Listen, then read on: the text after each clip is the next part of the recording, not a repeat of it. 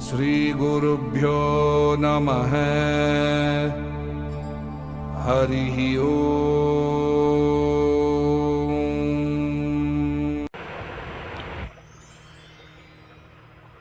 जय श्री राम। चैत्र नवरात्र का पावन पर्व, जिसकी प्रतीक्षा शक्ति उपासक माँ भगवती के अनंत भक्तगण अति आतुरता के साथ करते हैं, उसका आगमन होने को है। परमेश्वरी आप सभी पर चिरकाल तक अपनी कृपा बनाए रखें। जैसा कि निर्देश श्री गुरुजन से प्राप्त हुआ है और मेरा नैतिक कर्तव्य भी है कि आप सभी को सावधान किया जाए कि इस काल में आप सभी सपरिवार स्वयं को सुरक्षित रखें।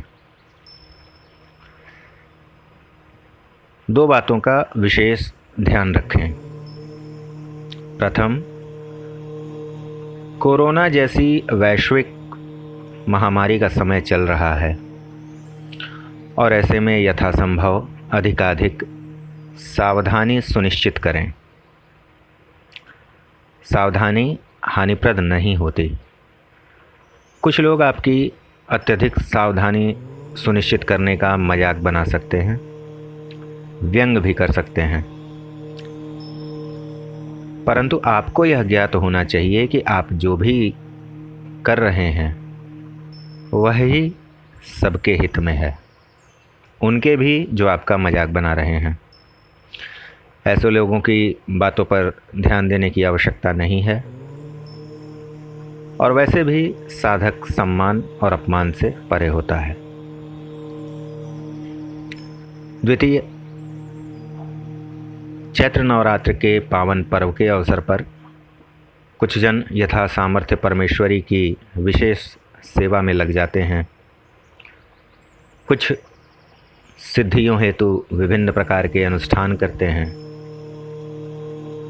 वहीं कुछ ऐसे भी लोग हैं जो इस अवसर का दुरुपयोग भी करते हैं। इस समय अभिचार आदि कर्म चरम सीमा तक किए जाते हैं, तो इस बात का भी पूर्ण ध्यान रखें। संदिग्ध वस्तुओं को छूना,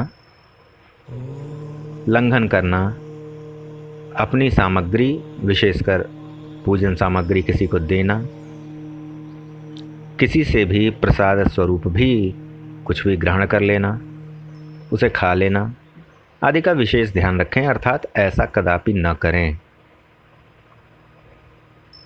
यह सर्वविदित है कि परमेश्वरी की कृपा सब पर है, किंतु अति उत्साह, अति आत्मविश्वास और अंधविश्वास का परित्याग करें। विवेक का प्रयोग करें और उस अनुसार लोकहितार्थ स्वहितार्थ कार्य करें। परमेश्वरी के निवास करने का सबसे उपयुक्त स्थान न कोई मूर्ति है, न कोई चित्र, अपितु सर्वोत्तम स्थान है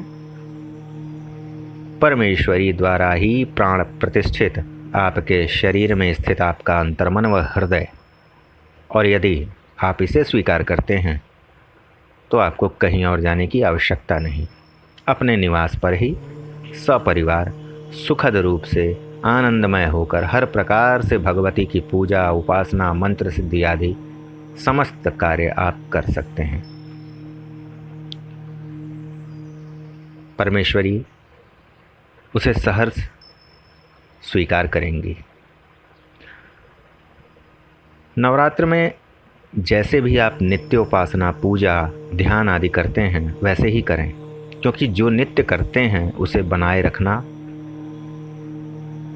प्राथमिक है।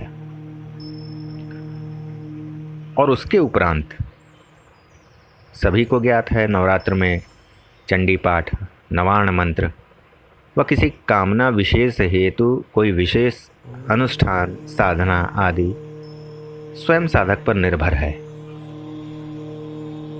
यथा आवश्यकता वह भी करें। एक बात और यह कि जिस भी अनुष्ठान का प्रारंभ करें उसे यथा संकल्प पूर्ण अवश्य करें। कुछ लोग यह समझते हैं कि अनुष्ठान पूर्ण न करने से या किसी कारण से पूर्ण न हो पाने से भगवती रुष्ट हो जाएंगी, किंतु ऐसा सोचना संकुचित मानसिकता है। अनुष्ठान पूर्ण न होने पाने के कई कारण हो सकते हैं। ऐसे में भगवती से क्षमा याचना की जा सकती है और उचित अवसर या पर्व काल आने पर पुनः उस अनुष्ठान को पूर्ण करने हेतु निवेदन कर यथा शीघ्र उसे संपूर्ण कर भगवती को अर्पित कर देना चाहिए।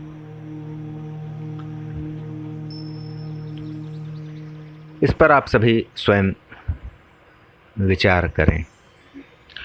अंतर्मन का निरंतर निरीक्षण करते रहें,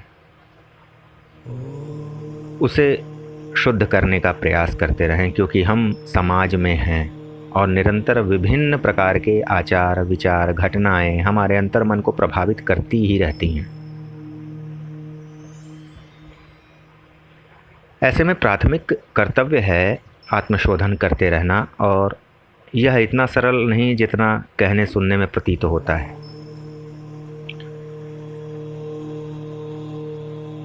आगे की प्रस्तुति में नवरात्र के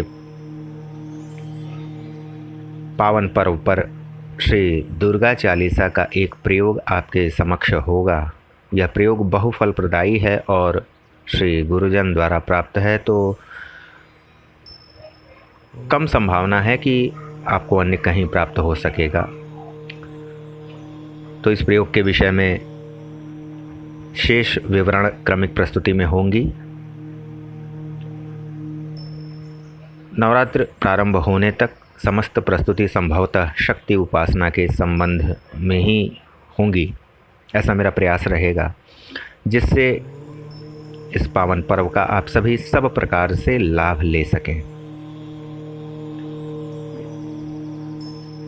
आप सभी के कल्याण की कामना करता हूँ। जय श्री राम।